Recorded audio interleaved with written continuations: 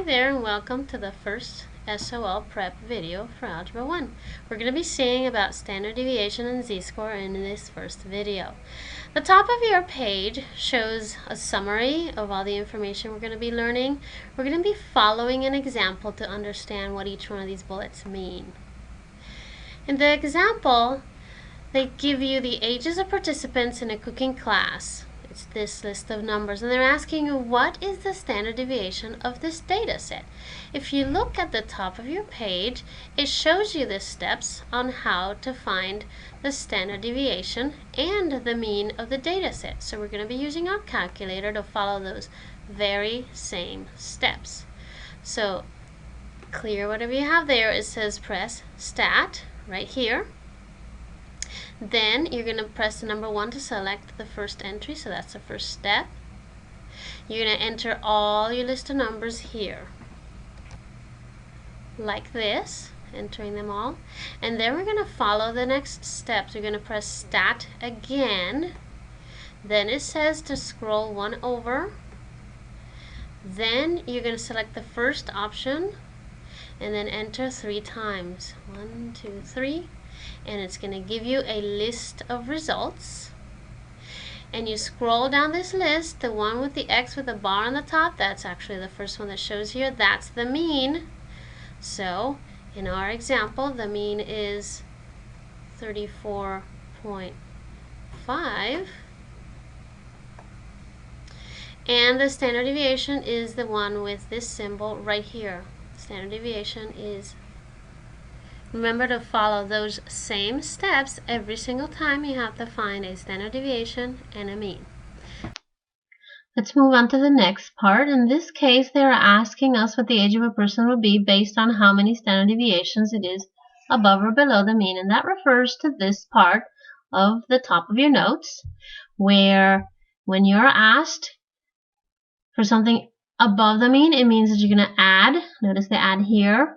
2 standard deviations above the mean, you're adding 2 of them. And below the mean asks you to subtract how many standard deviations from the mean. So in the first case, they're asking us 1.5 standard deviations above the mean. That above means add. So I'm going to take the mean, which is right here, and I'm going to add to that. I'm going to add 1.5 of these standard deviations. So it is adding 1.5 of those standard deviations. You enter this just like that, parentheses and all in your calculator, and you're going to get 42.75.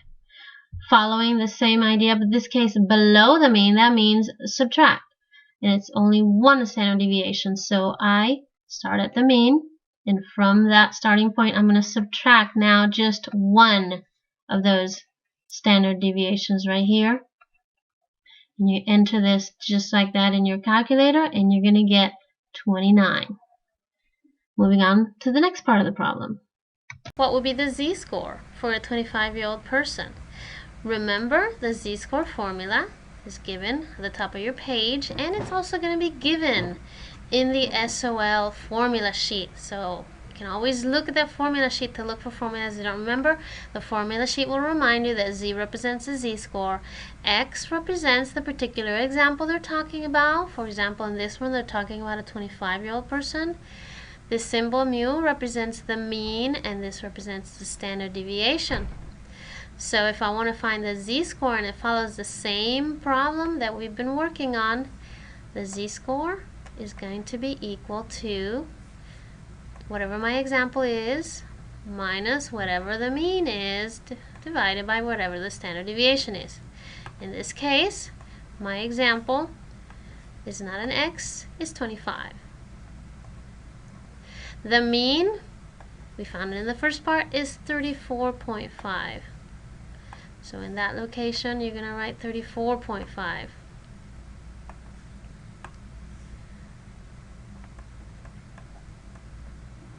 And then the standard deviation, we also found it at the beginning. It is 5.5. So you're going to enter this in your calculator to find your z-score.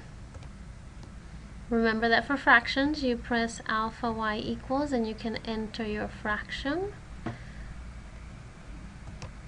so that it looks like this, and then you press enter, get your answer. We're gonna round that to negative 1.7. In the next problem, they ask us what age would a person have if their z-score is 0.8. So in this case, the number that is given is the z-score, so that number gets replaced or substituted in the formula here. So really what they're asking us to find is the specific example, the age that has that z-score. So that is our unknown. We already know the mean and the standard deviation. We can substitute those. And now we need to solve this equation. Notice that you can't just go to your calculator and enter this part of the formula now because you have an unknown inside that part. So we have to actually solve. Remember that when you have a fraction, you can just protect the numerator here, multiply times the denominator to cancel it out. But what you do on one side, you have to do on the other.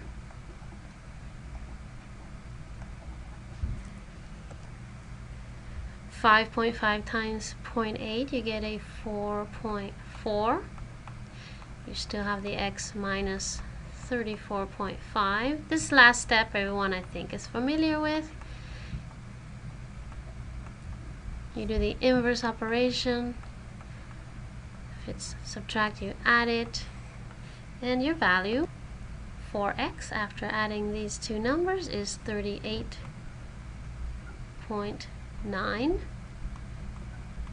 That would be the age of this person, so I'm going to round it to about 39 years old.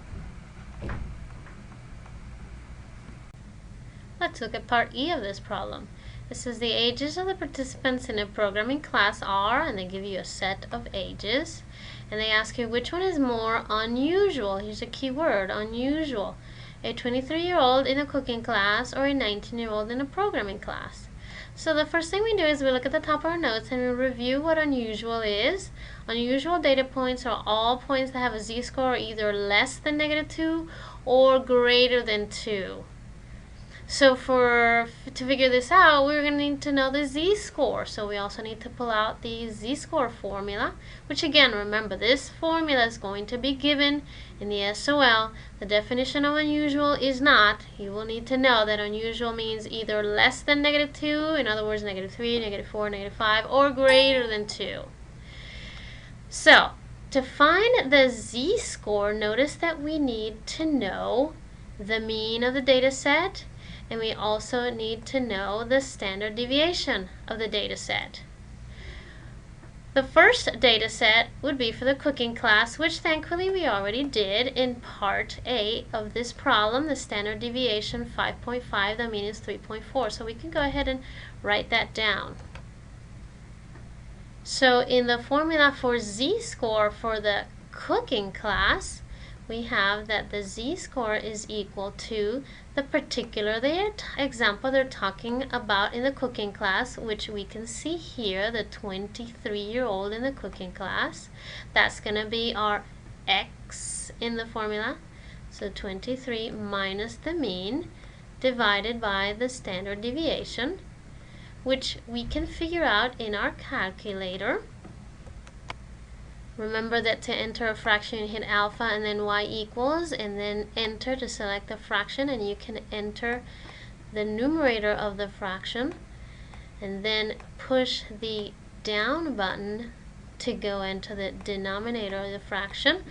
Then you can scroll over to reach the end, you hit enter, and you get -2.09. So I'm going to write it down just like that, -2.09. Now we need to find the z-score for the programming class. Remember that to find the z-score, we need to know the mean and the standard deviation of the data set for the programming class. But do we know these values? No, because we have not entered this data in our calculator to find them. Following the same steps that we see at the top of our page, we are going to find the standard deviation of the mean. It says to press stat and then press 1. Notice that the list that you entered for part A of the problem might be there, so you scroll up to the title and you hit clear, enter, and it'll clear it for you so that you can enter your new data set. Just like that, you enter the data set and then you press, second part here, stat, press over to calc, select the first one and then enter 3 times. There's the mean, 15.777. We're going to round that to 15.8. And the standard deviation here is 1.3. Now that we have that done, we can proceed like the first half of this problem. The z-score for this particular example is going to be the age of this example. In this case, programming class, it's 19-year-old for the programming class. So the example here is 19 minus the mean, which is 15.8, divided by the standard deviation, 1.3. Once again, you use your calculator to enter that fraction. Hit alpha y equals enter to get your fraction. Enter your fraction and find your answer. 2.46, let's round that to 2.5. Of course, this number was positive. You can go back to your calculator and check that it's positive. The z-score in the other problem was negative. That means that in part E, this value was below the mean. So a z-score negative 2.09 below the mean. This value is above or higher than the mean. Which one is more unusual? Well, I would say that this value 2.5 is more unusual because negative 2.09 is closer to the acceptable limit on the lower side than the 2.5. That one is farther away than the acceptable limit on the positive side. So this is more unusual. And that would mean that the 19-year-old in the programming class is more unusual. Final answer. Thanks for